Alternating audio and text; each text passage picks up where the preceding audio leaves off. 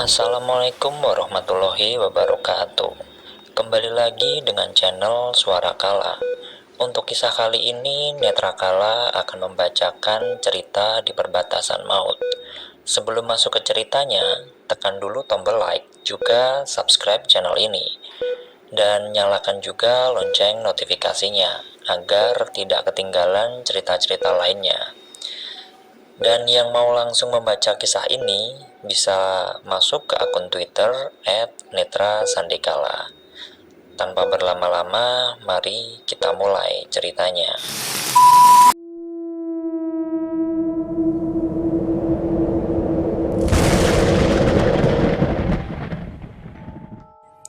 Sekar, tegur Surya, ketika melihatku yang sedang melamun memandangi bangunan belakang.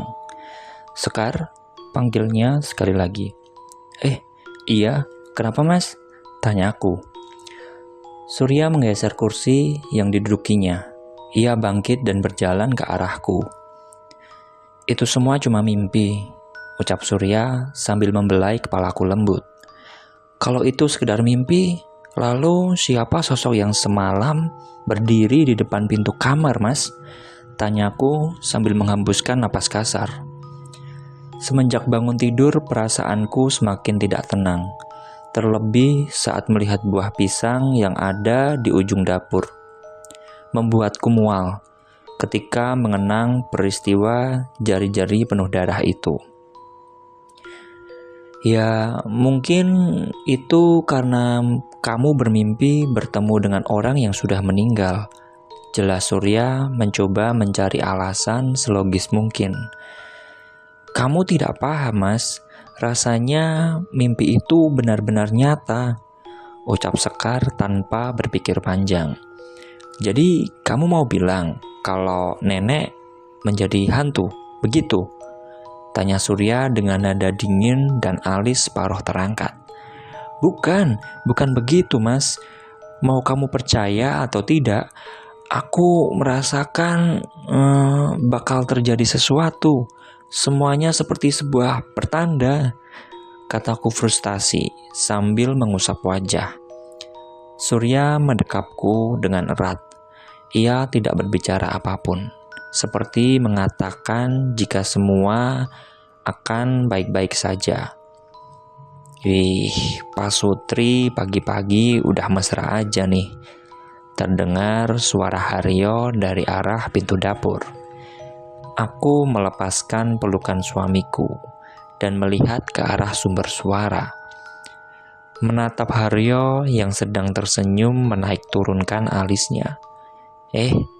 Sudah, jangan berhenti, lanjutkan. Pura-pura saja aku tidak ada di sini. Anak polos ini cuma mau ambil minum kok, kata Haryo. Entah kenapa batinku terasa kesal sekali. Sebentar ya mas, ucapku sambil mendorong pelan tubuh Surya. Kenapa dek? Tanya Surya bingung. Aku terus melangkah. Bibirku tersenyum ramah. Tepat di atas meja, kulihat buah tomat seukuran genggaman tergeletak di sana. Sigap kuraih buah itu. Mbak, ucap Haryo terus menatap ke arahku waspada. Sarapan dulu Har, biar mulutnya sehat, ucapku sambil menjejalkan tomat itu ke mulutnya. Bola mata Haryo terbuka lebar. Ia tidak menyangka kalau Sekar bisa berbuat demikian. Terkadang wanita memang jauh lebih mengerikan daripada dedemit ya Har. Nikmati sarapan sehatmu, kata Surya menahan tawa. Brengsek, umpat Haryo pelan. Mendengar itu aku tersenyum puas. Setelah sekian lama, akhirnya aku bisa menyumpal mulut manusia gila itu. Sementara itu, Pak D ragu kalau ada sesuatu di rumah ini yang tidak beres, ucap Pak D Jono tenang setelah mendengar cerita dariku. Lantas apa arti semua kejadian yang kualami Pak D? Tanyaku penasaran. Tidak ada yang perlu kamu khawatirkan, justru malah Pak D berpikir kalau... Jawab Pak D Jono. Tunggu, Jadi Mbak Sekar beberapa malam ini bertemu dengan nenek dan melihat sosoknya. Haryo memotong perkataan Pak Dijono. Aku hanya mengangguk, berpikir, mungkin Haryo juga pernah mengalami hal serupa.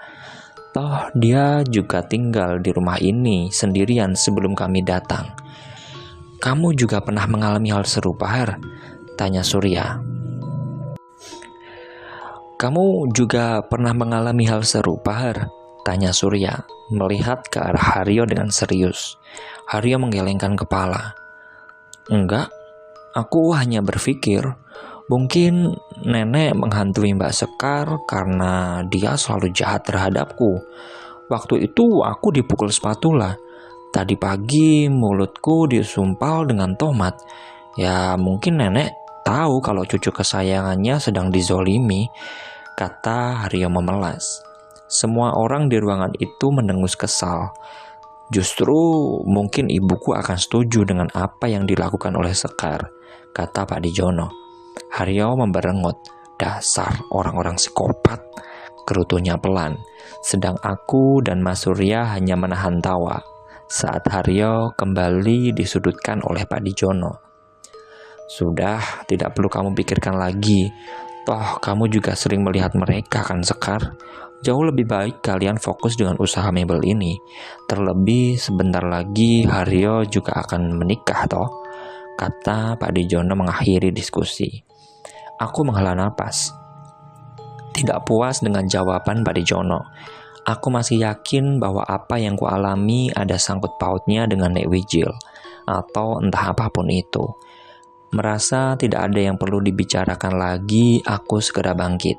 Biar saja para lelaki berdiskusi perihal usaha mebel suamiku dan pernikahan Haryo. Loh, mau kemana? Tanya Surya saat melihatku sudah berdiri. Lihat si kembar. Aku ikut sajalah rencana kalian mau seperti apa.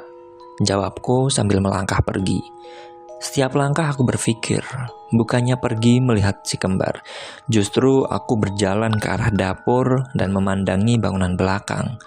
Rasa penasaranku membuncah, ingin sekali mendekati bangunan itu.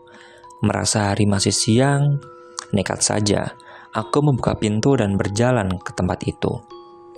Sesampainya di sana, aku hanya berdiri mematung, melihat tiang-tiang kayu yang mungkin sudah berumur tua. Tidak ada plafon, rangka kayu penopang atap pun terlihat jelas jika menengok ke atas. Belum lagi banyak sarang laba-laba, serta barang-barang yang tidak terpakai. Dengan hati yang mantap, aku melangkah, menaiki setiap trap undakan tangga teras. Saat hendak membuka pintu tua itu, seketika tanganku berhenti di udara. Hidungku mengendus-ngendus udara sekitar. Aku menarik napas tegang, tubuhku melatung. Aroma bunga melati menguar kuat di hidungku.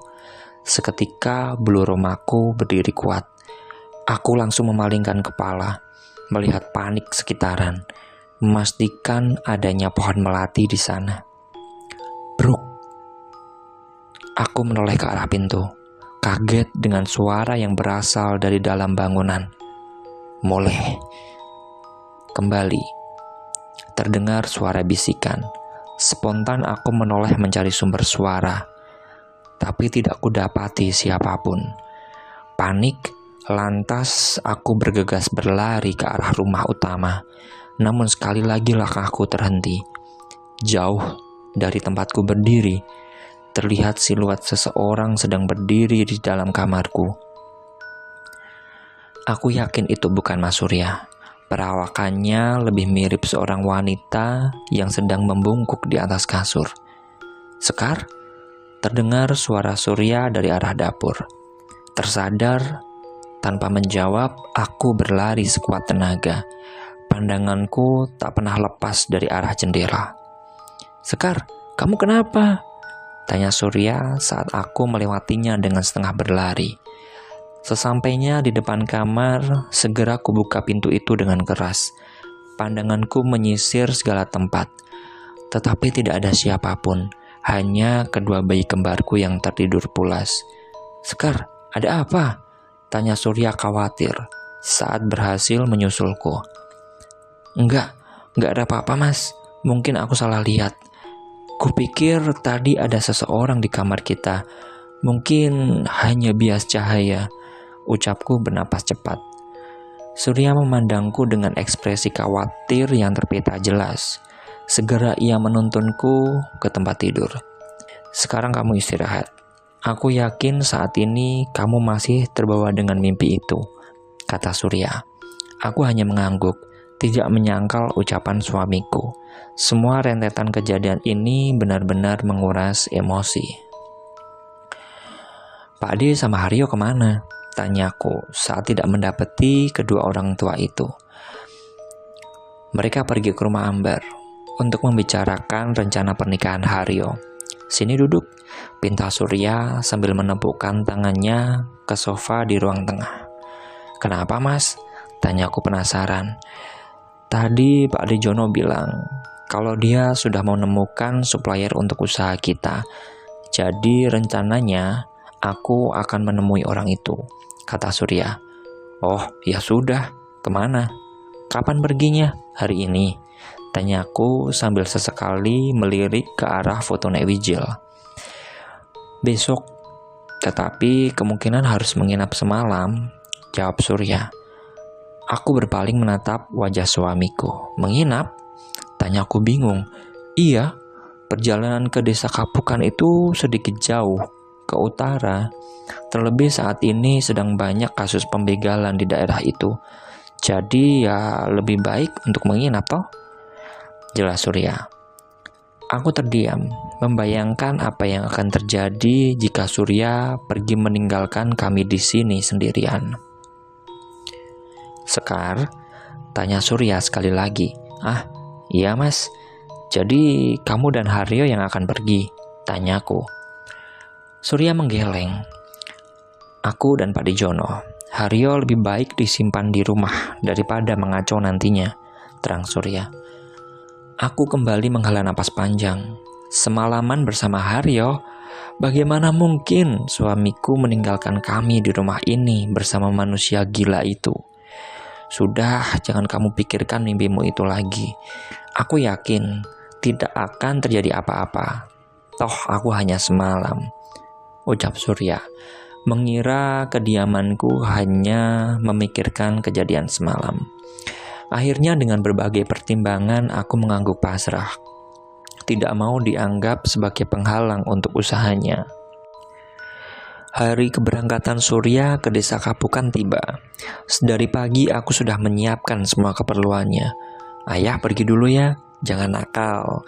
Titip bundamu, awasi terus. Jangan sampai dekat-dekat sama pemuda kampung, kata Surya kepada si kembar sambil menunjuk-nunjuk dengan jarinya. Mas, tegurku. Surya menoleh. Ia tersenyum dan segera mencium keningku. Buruan, sudah ditunggu Pak D itu, ucapku mencoba melepaskan pelukannya dan melihat ke arah mobil. Setelah kepergian Surya, aku mendorong stroller si kembar untuk masuk ke dalam rumah. Dan ternyata aku dapati rumah begitu kotor. Banyak debu berterbangan, membuatku jengah. Maka kuputuskan untuk membersihkan rumah sembari mengawasi si kembar. Di mana manusia tengil itu? Kataku celingukan mencari keberadaan Haryo. Tidak menemukan keberadaannya, aku kembali ke ruang tengah dan meletakkan si kembar di sana. Bunda bersih-bersih dulu ya. Tidak menemukan keberadaannya, aku kembali ke ruang tengah dan meletakkan si kembar di sana. Bunda bersih-bersih dulu ya, kalian jangan nakal. Ananta jagain adiknya ya, ucapku kepada mereka. Sambil bersenandung, aku mulai membersihkan rumah. Tak terasa 1 jam lebih aku beraktivitas. Kini tinggal 1 kamar yang memang sedari tadi kuhindari. Memantapkan hati, segera kurai handle pintu dan kubuka pelan kamar Nek Wijil. Saat melihat ke dalam, pandanganku langsung tertuju ke kursi goyang yang ada di seberang ruangan. Aku bergidik. Segera aku menoleh ke arah anak-anakku, lalu kembali menghadap ke kamar. "Permisi mbah, Sekar mau membersihkan kamar si mbah," ucapku entah kepada siapa. Sungguh begitu aneh. Atmosfer ruangan ini berbeda sekali dengan tempat lainnya. Seolah aku dipaksa untuk sungkan dan tidak berbuat macam-macam. Setelah meminta izin entah kepada siapa, aku mulai membersihkan kamar tersebut. Awalnya tidak ada sesuatu, hingga saat aku mengganti spray, aku merasakan ada sesuatu yang aneh di bawah kolong tempat tidur. Hah? Ucapku penasaran ketika merasakan sebuah tempelan kertas yang lumayan tebal. Aku meraba dan mencoba menarik benda tersebut. Saat sudah terlepas, aku melihat bahwa benda itu merupakan secari kertas yang dilipat dan penuh dengan tulisan Arab gundul yang aku sendiri tidak pernah bisa membaca dan mengerti. "Aduh," ucapku kaget saat merasakan ada yang panas di tangan kananku. Spontan, ku jatuhkan benda tersebut. "Opong, Duk. Bakar, Duk." Terdengar suara perempuan tua tepat di belakangku. Aku tersentak, tidak berani memalingkan pandanganku. Batinku terus mengumamkan zikir, berharap suara itu hanya imajinasiku belaka. Grek. Aku menelan ludah. Suara itu, bisa kau pastikan itu bukan suara jendela, melainkan kursi goyang yang ada di belakangku. Dengan perlahan, kupalingkan kepala. Mataku terpejam erat, hingga saat sudah menatap ke arah yang kutuju, aku membuka mata perlahan. Aku mengerang lega. Tidak kudapati siapapun di sana. Tetapi tunggu, aku melihat sesuatu yang aneh. Terus saja kupandangi kursi goyang itu. Aku merasakan udara di sekitarku dengan mengangkat tangan. Dan benar saja, tidak ada angin yang berembus. Tapi, bagaimana kursi itu bisa bergerak? Aku menelan ludah sekali lagi, bergerak pelan ke arah benda tersebut, memastikan kalau penglihatanku tidak salah. "Bah, ngapunten. Bah, maaf," ucapku gugup mengira kalau Nek Wijil marah karena aku telah berbuat lancang di kamarnya. Kembali aku menatap ke arah lipatan kertas yang terjatuh tadi, berniat untuk mengembalikan ke tempatnya. Tetapi saat aku menoleh, sekelebat aku melihat ada sesuatu yang bergerak dari ekor mataku. Memberanikan diri, aku menatap ke arah cermin. Tapi mungkin itu kesalahan yang aku perbuat, bukan bayanganku yang muncul. Justru aku melihat sosok wanita tua yang sedang menatapku dengan menggerak-gerakkan bibirnya yang kemerahan akibat daun sirih. Lama aku beradu pandang dengannya. Perlahan bibir wanita tua itu tertarik, menampilkan senyum paling mengerikan yang pernah aku lihat. "Mbak, jeritku kaget setengah mati. "Kamu kenapa sih?" tanya Haryo yang juga terlonjak kaget sambil mengelus-ngelus dadanya. Astagfirullah, astagfirullah," ucapku lemas. Segera aku melihat kembali ke arah cermin, tetapi bayangan yang tampak kini sepenuhnya milikku. "Kamu kenapa sih?" ucapku jengkel, kembali melihat ke arah Haryo. "Lah, kamu yang kenapa? Berdiri diam, lagi upacara sama Nek Wijil, Mbak," ucap Haryo sekenanya. "Kamu gak lihat Mbak lagi bersih-bersih," ucapku. Aku sudah panggil Doro Sekar berulang kali, tapi tidak ada jawaban. Taunya lagi upacara, sungut Haryo. Tidak mau memperpanjang masalah, aku hanya menghela napas panjang. "Jadi, ada apa?" tanyaku sabar. "Gak jadi, ada ambar itu," kata Haryo sambil berlalu pergi. Sekilas aku mendengar laki-laki itu menggerutu. Sudah budek, kagetan lagi. Tanganku mencengkeram kuat, emosiku meledak, ingin sekali kupukul mulut Haryo dengan kemoceng yang kupegang. Mengatur napas perlahan, aku segera melangkah, berniat menemui Ambar. Tetapi saat sampai di ambang pintu, ternyata wanita itu sudah berada di depan kedua anakku. Mbak, maaf, aku langsung masuk. Tadi aku dengar Mbak teriak-teriak. Ada apa, Mbak? Tanya Ambar berhati-hati. Mungkin ia tahu raut wajahku merah padam menahan emosi. Oh, itu tadi Haryo ngagetin, biasalah. Jawabku singkat. Sedang Ambar hanya mengangguk, tidak berkomentar apa-apa. Akhirnya siang itu aku dan Ambar kembali bercengkerama. Bahkan dia mengajakku untuk pergi ke rumahnya. Beneran gak ngerepotin kita pergi ke rumahmu? Tanyaku. Santai aja Mbak, aku baru tahu kalau Mas Surya dan Pak D pergi. Nanti malam kalau boleh aku nginep di rumah ya. Ih, gemes banget sih. Tambah Ambar gemas saat menggendong Adara. Aku mempertimbangkan semua.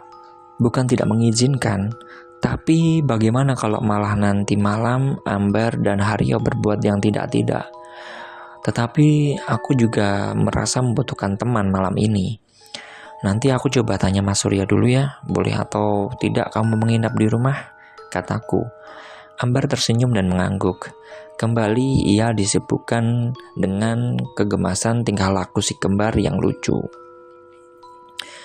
Malam kembali menjelang. Setelah seharian di rumah Ambar, akhirnya aku pulang ke rumah. Tak lupa Ambar juga ikut. Awalnya memang Surya tidak mengizinkan. Mungkin dia berpikir sama denganku. Tetapi setelah mendapatkan bujuk rayu dengan mode merajuk, akhirnya ia mengizinkan. Ambar nanti tidur di kamar Mbak aja ya, pesan dari Mas Surya, imbuhku saat mendapati raut wajah Ambar yang sungkan. Iya Mbak, lagi pula aku takut kalau tidur sendirian. Bisa-bisa disergap sama dedemit itu, ucap Ambar sambil mengarahkan dagunya ke Haryo. Ucap Haryo menirukan suara geraman sambil mengangkat kedua tangannya.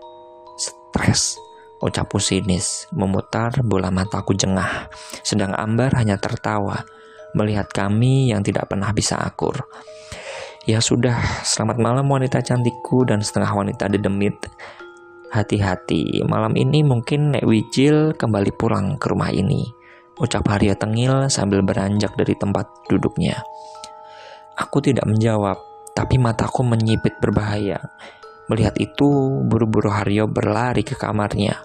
Takut terjadi malapetaka lain di tubuhnya. Memang kenapa dengan Nek Wijil, Mbak? Tanya Ambar penasaran. Aku ragu, apakah harus menceritakan semua yang kulihat di rumah ini kepadanya? Khawatir membuat Ambar malah justru ketakutan. Enggak, aku cuma bermimpi ketemu Nek Wijil saat malam pertama di tempat ini, ucapku tersenyum. Sekilas Ambar terlihat ragu. Kemudian ia melihat ke arah kamar Haryo untuk memastikan pintu kamarnya sudah tertutup rapat. Mbak, kata Ambar. Kenapa Ambar? Tanyaku, memperhatikannya lekat-lekat. Tapi jangan bilang Mas Surya ya, atau Haryo, atau siapapun lah, kata Ambar sambil mengibaskan tangannya ke udara. Iya, kenapa? Tanyaku penasaran. Sebetulnya banyak rumor yang mengatakan kalau rumah ini angker. Mbak pernah tanya kan, kenapa aku jarang kesini? Nah, karena rumor itu, kata Ambar celingukan. Angker gimana? Tanyaku sekali lagi. Ya, dulu rumah ini memang bagus, terawat, dan Nek Wijil termasuk orang yang dipandang. Tetapi setelah kematiannya, banyak orang yang katanya sering melihat sosok orang tua sedang duduk di depan teras, ucap Ambar bergidik. Aku terdiam, teringat dengan mimpi di mana Nek Wijil sedang duduk di teras depan waktu itu. Mbak, tanya Ambar khawatir. Hah? Iya? Mungkin itu cuma rumor, Bar, Memang waktu malam pertama aku memimpikan Nek Wijil, tapi ya aku anggap itu hanya salam perkenalan untuk cucu menantunya, ucapku. Jujur saja, ada rasa enggan yang muncul untuk menceritakan semua kepada Ambar. Seolah ada sesuatu yang menahan lidahku untuk bercerita. Ambar hanya mengangguk-anggukkan kepalanya, tidak berniat untuk menanggapi lebih lanjut. Mungkin ia juga merasa sungkan untuk berkomentar. Beberapa waktu kami mengobrol seru. Tanpa sadar, waktu sudah menunjukkan pukul 10 malam. "Yuk tidur," ucapku saat melihat Ambar menguap. Sementara itu, mataku tiba-tiba terbuka sempurna, seolah ada orang yang berteriak kencang di telingaku. Jam sudah menunjukkan pukul 2 pagi. Aku menoleh ke arah ranjang si kembar. Kudapati mereka masih tertidur pulas. Kemudian menoleh ke arah satunya. "Ambar kemana?" tanyaku saat mendapati Ambar sudah tidak ada di sisiku. Awalnya aku berpikir, mungkin wanita itu sedang berada di toilet, sehingga aku membiarkannya dan kembali memejamkan mata. Hingga beberapa saat berlalu, namun wanita itu tak kunjung kembali. Rasa penasaranku mulai muncul. Kecurigaan di mana Ambar pergi ke kamar Haryo. Segera aku beranjak dan melangkah sepelan mungkin ke arah pintu. Kupasang pendengaran tajam-tajam. Samar aku mendengar ada suara-suara dari arah luar. Aku menggeleng jengah, membuka pintu kamar. Sebisa mungkin tidak mengeluarkan suara. Bukan ingin mencampuri urusan mereka, tapi amanat Mas Surya sudah jelas. Jangan sampai Haryo berbuat macam-macam. Mengendap-endap, aku berjalan ke arah kamar Haryo. Suasana rumah ini sangat menyeramkan. Terlebih beberapa lampu sudah dimatikan, menambah kesan mistis di dalamnya. Pertama, aku melihat ke arah kamar mandi, memastikan jika memang Ambar sedang berada di sana. Tetapi tidak ada seorang pun. Aku langsung berganti haluan, menuju kamar Haryo. Saat tepat berada di depan kamar, rasa jengkel muncul di dalam batinku. Jelas, aku mendengar suara desahan pria dan wanita dari dalam. Tanganku sudah terangkat untuk membuka handle pintu, tetapi ada keraguan. Tidak ingin melihat mereka sedang berbuat mesum. Toh, aku tidak ingin dicap sebagai seorang wanita tidak beradab. Menoleh ke arah sekitar, aku mencari bangku untuk mengintip dari ventilasi kamar. Namun, setelah mencari-cari, aku tidak menemukan benda tersebut. Dongkol, aku mencoba melihat dari lubang kunci. Benar saja, samar-samar aku melihat 2 orang sedang bergumul erat di dalam keremangan. Ingin kudobrak pintu itu, namun sebuah ide terlintas cepat di dalam kepalaku. Tersenyum, aku melangkah sepelan mungkin dan segera keluar rumah. Sesampainya di depan jendela kamar Haryo, segera aku mengambil batu kerikil dan membuat rambutku tergerai menutupi wajah. Sekali lagi, aku memastikan suara desahan itu masih ada. Saat sudah yakin, aku segera melemparkan batu kerikil itu. Tak. Seketika suara desahan itu berhenti. Aku tersenyum puas, ingin rasanya tertawa. Pasti kenikmatan mereka sudah hilang saat ini. Tak. Sekali lagi ku lempar batu kerikil itu ke arah jendela. Kini aku mendengar suara langkah kaki mendekat dari dalam kamar. Buru-buru aku menunduk dan bersembunyi di bawah jendela. Beberapa saat kemudian terdengar suara engsel jendela yang dibuka. Aku melihat kepala Haryo menyembul keluar. Aku bersiap-siap mengagetkannya. Namun saat hampir aku bergerak, terdengar suara raungan mesin motor Haryo yang masuk ke dalam perkarangan rumah. Sepersekian detik, aku menoleh ke arah sumber suara, kemudian menoleh ke atas. Tetapi tidak kudapati kepala Haryo di sana. Sontak aku langsung berdiri dan melihat ke dalam kamar. Betapa terkejutnya aku, tidak ada seorang pun di sana. Aku mundur beberapa langkah. Terdengar suara percakapan Haryo dan Ambar dari sisi teras. Kalau begitu, siapa tadi? Terdengar suara pintu rumah yang terbuka. Aku masih diam mematung, bingung dengan kejadian yang barusan ku alami. Mbak Sekar? Terdengar suara Ambar memanggil namaku. Aku tidak menyaut, masih shock dengan kejadian yang barusan ku alami. Mas, Mbak Sekar kemana? Di kamar tidak ada loh. Di toilet pun juga kosong. Suara Ambar mulai terdengar panik. Coba cek lagi, kalau hilang bisa mati aku dibunuh Mas Surya dan Pak Dijono, kata Haryo yang juga terdengar panik. Kesadaranku mulai muncul, bukan malah masuk ke dalam rumah. Aku segera berlari dan bersembunyi di keremangan pohon. Entah apa yang kupikirkan hingga berbuat demikian. Cukup lama aku berdiri di sana, menikmati kepanikan Haryo dan Ambar. Setelah beberapa saat kemudian terdengar pintu depan kembali terbuka. Siluet Haryo terlihat sedang celingukan. Terdengar suara batuk berdahak di sebelahku. Spontan aku menyuruh suara itu untuk diam. Dek. Jantungku berhenti berdetak. Bulu kuduku meremang kuat. Aku ingat, tidak ada siapapun di sini. Haryo ada beberapa meter di depanku dan Ambar ada di dalam rumah. Lantas siapa yang ada di sampingku? Segera aku menutup mata, berharap siapapun yang ada di sampingku sudah pergi. Ojo guyon, turu. Jangan bercanda, tidur, ucap suara serak tepat di sampingku. Spontan aku memalingkan kepala dan membuka mata. Tidak lebih dari 50 cm jarak kami.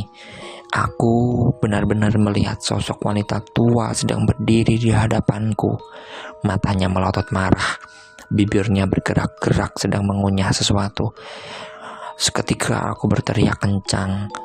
Mendengar suara teriakan, Haryo langsung berlari ke arahku. Namun saat melihatku, justru ia ikut berteriak dan terjengkang ke belakang. Goblok, ngapain kamu mbak?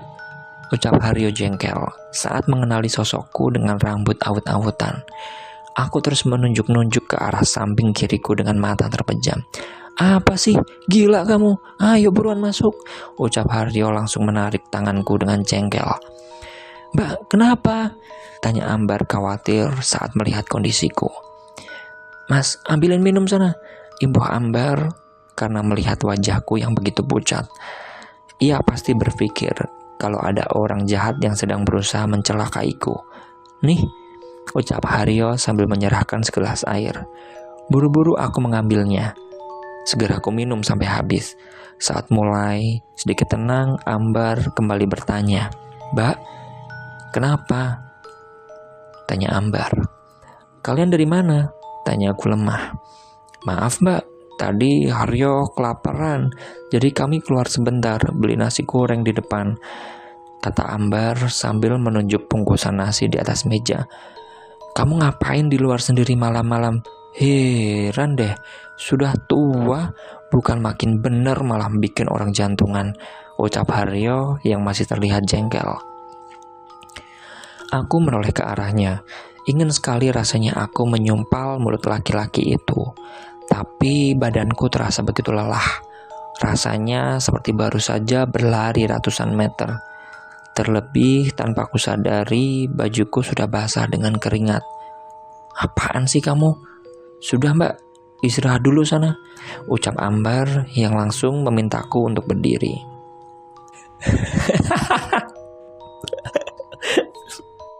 Haryo tertawa saat aku sudah selesai bercerita tentang kejadian semalam.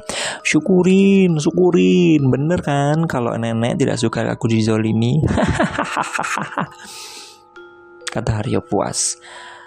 Tapi benar semalam kalian pergi cari makan? Tanyaku lebih kepada Ambar. Iya mbak, dan mana mungkin aku berani melakukan hal yang tidak-tidak.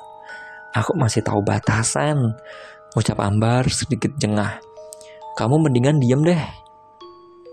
Sekali lagi ketawa, aku sumpah lagi mulutmu dengan tomat, ancamku. Haryo langsung menutup mulutnya dan membukanya kembali sambil menjulurkan lidah. Tapi benar mbak, Kalau Mbak Sekar dengar suara orang mesum di kamar Haryo, ucap Ambar hati-hati. Iya, karena itu aku keluar rumah. Dan saat aku bersembunyi di bawah jendela, kepala Haryo itu menyembul keluar dan celingukan. Jawabku. Selama ini kamu tidak pernah diganggu kan, Mas? Kata Ambar. Seolah ia sedang menyelidiki sebuah kasus dan mencoba mencari akar permasalahannya. Haryo menggeleng. Mbak Sekar aja yang kurang kerjaan. Kemarin siang aja upacara, malamnya jadi kuntilanak. Ucap Haryo yang langsung mendapatkan cubitan dari Ambar. Aneh ya, kalau rumah ini memang berhantu, harusnya Mas Haryo juga sudah diganggu dari dulu. Ucap Ambar menerawang. Benar juga kata Ambar. Jika rumah ini berhantu, seharusnya dari dulu Haryo juga semestinya sudah mendapatkan teror. Tapi kenapa hanya aku? Sementara itu, sorenya Surya pulang dengan Pak Dijono. Terlihat mimik wajahnya begitu bahagia. Ingin aku segera menceritakan semua kejadian semalam, tetapi keurungkan. Aku tidak mau merusak suasana. Pak D pergi lagi, tanyaku saat Pak D tidak turun dari mobil dan langsung pergi. Iya, Pak D langsung pergi ke rumahnya. Kasihan Budi kalau ditinggal sendirian lama, ucap Surya langsung masuk ke dalam rumah. Aku tahu, pasti dia sudah rindu dengan si kembar. Mas, mandi dulu, nanti bawa sawan loh, ucapku mengingatkan. Setelah Surya mandi, kami segera makan bersama. Ia menceritakan kalau supplier siap untuk memasarkan mebel miliknya. Jika berhasil dan kerjanya bagus, ia berani untuk mengekspor ke luar negeri. Wah, serius Mas, kataku antusias saat Surya selesai bercerita. Iya, besok Mas bisa mulai kerja kok. Beliau meminta untuk segera dikirimkan beberapa furnitur untuk sampel, kata Surya senang. Aku hanya mengangguk-anggukkan kepala, memberikan persetujuan dan semangat untuknya. Haryo kemana? Tanya Surya. Entah, gak tahu. Tadi pergi sama Ambar sih. Mungkin nanti pulangnya kemalaman, ucapku tidak acuh.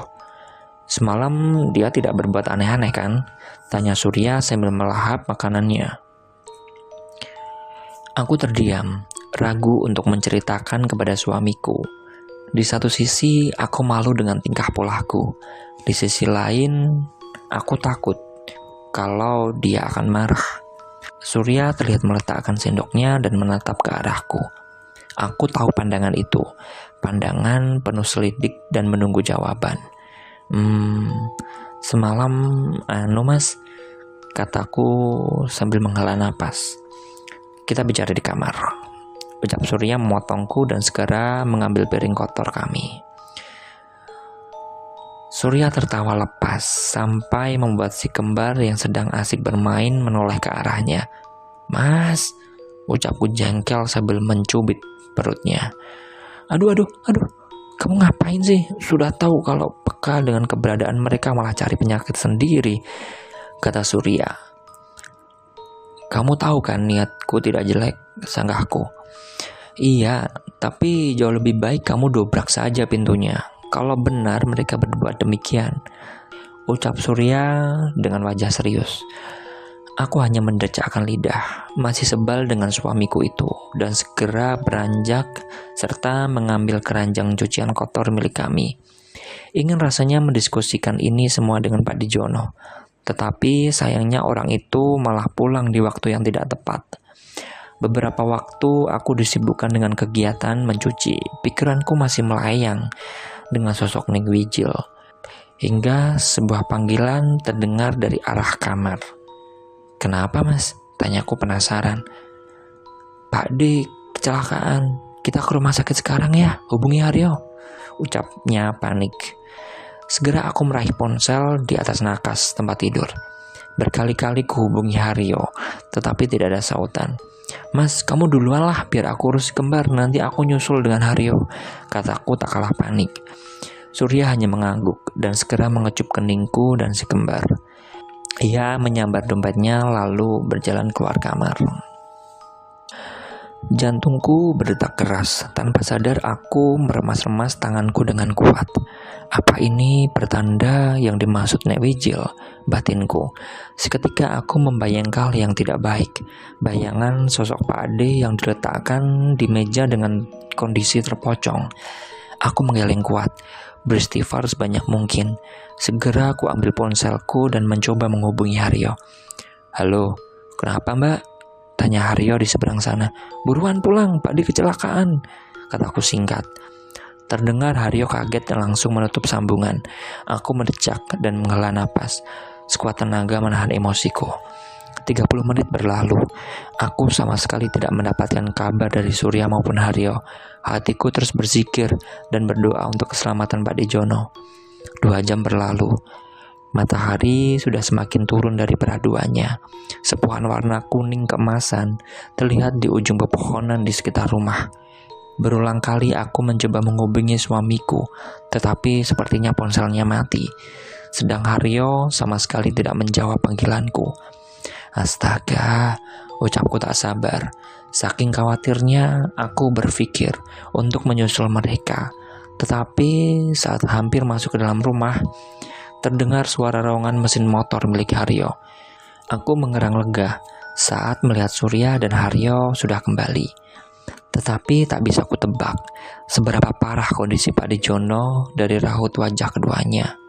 "Mas, Pak De gimana?" tanyaku saat Surya sudah berada di teras. "Masih di ICU, ponselku mati tadi," jawab Surya lemah. Aku mengangguk, tidak bertanya kembali. Sedang Haryo terlihat diam dan langsung masuk ke dalam rumah. Aku tahu apa yang membuatnya risau. Bukan hanya perihal kondisi Pak Ade, tetapi juga masalah pernikahannya yang tinggal menghitung hari. Oke teman-teman, sekian kisah kali ini. Bagaimana menurut kalian? Silahkan komen di kolom komentar. Mohon maaf bila ada salah pengucapan atau ejaan yang kurang sesuai. Nantikan kelanjutannya hanya di channel Suara Kala. Assalamualaikum warahmatullahi wabarakatuh.